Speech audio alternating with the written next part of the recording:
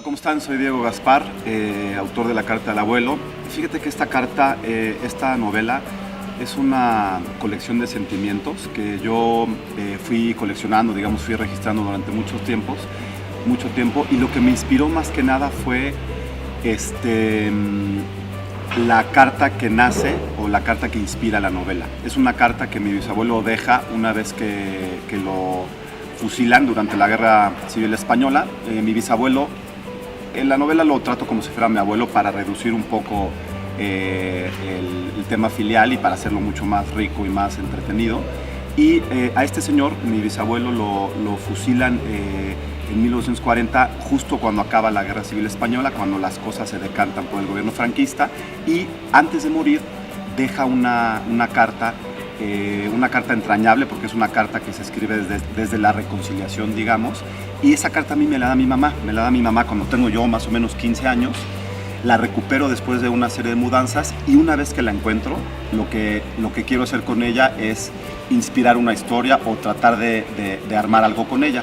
Y lo que se me ocurre es hacer una novela, construir una novela con base justamente en la carta.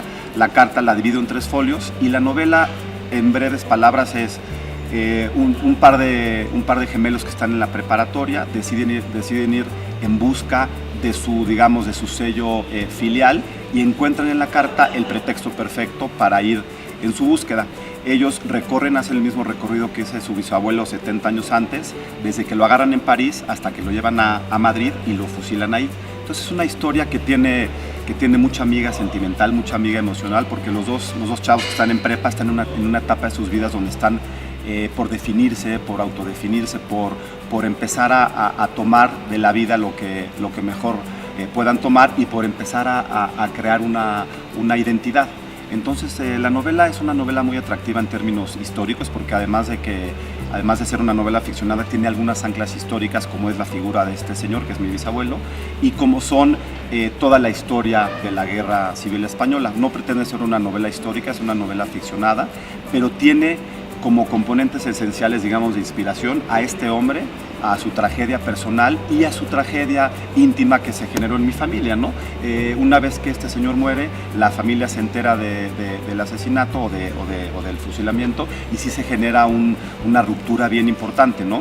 Yo en la novela reconstruyo o trato de bordar o de construir las piezas del rompecabezas para que los hermanos gemelos encuentren dos inspiraciones, ¿no? La inspiración filial, o sea, todo mundo, todos los que nos escuchan, los chavos que nos van a leer, forman parte de una familia, ¿no? Somos hermanos, somos tíos, somos hijos, y eso nos condiciona, nos modifica, nos define.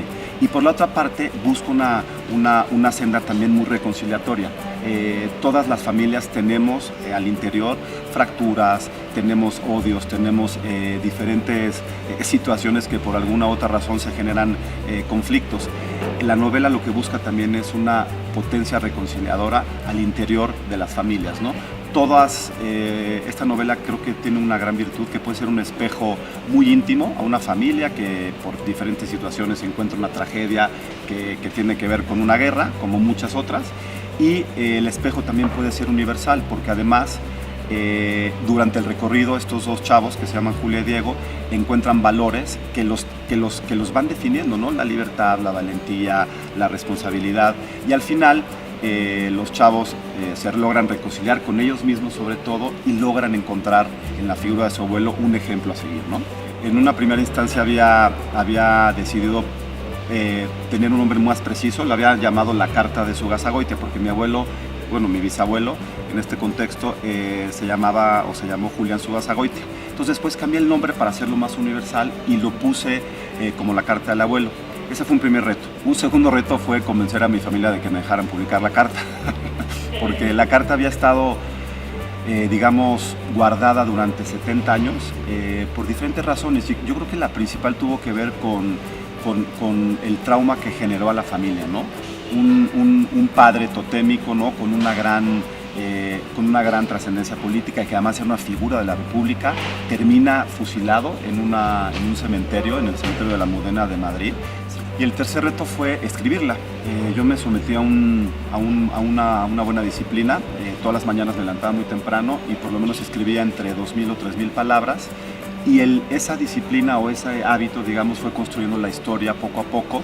Y yo te diría que los personajes, la propia trama, se fue desdoblando en esas horas de trabajo con una idea general que tenía, ¿no? Como te platiqué hace ratito, esta novela la tuve yo en la mente muchos años, y esa colección o ese diccionario de sentimientos que fui construyendo a lo largo del tiempo con este norte de la historia de mi bisabuelo, se fueron concretando en esos 6 o 7 meses de trabajo.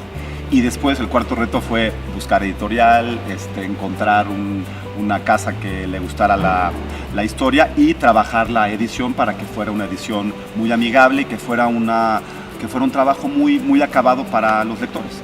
Sabes que yo sí suena cursi, pero sí me definiría como un coleccionista de sentimientos, ¿no? Y esa colección que yo voy registrando a lo largo de mi vida, la plasmo en historias, la plasmo en novelas, y esta novela trata justamente de honrar un recuerdo, pero a través de la redacción o de la estructuración de unas letras que son muy íntimas, ¿no? Como lo decía, pero que también tienen mucha miga universal. En esta novela se van a encontrar con historias que pueden ser muy representativas también de sus vidas o de las vidas de las personas de tu familia, y al final lo que busco es que esas dos resonancias, la filiación por un lado y la reconciliación por el otro, encuentren una ruta para que el lector también pueda reflexionar sobre qué papel él tiene en su familia, digamos, ¿no? Y qué papel puede tener en la vida futura, en su vida futura, ¿no? Muchas gracias a Ideas que Ayudan por esta entrevista. Yo soy Diego Gaspar, autor de La Carta del Abuelo. Me pueden seguir en Twitter, en @DiegoGasparV. Y los invito a comprar el libro. Es un libro que tiene mucha miga emocional y sobre todo es una historia que puede cambiar tu vida en términos de cómo ves a tu familia y cómo puedes autodefinirte para el futuro. Muchas gracias.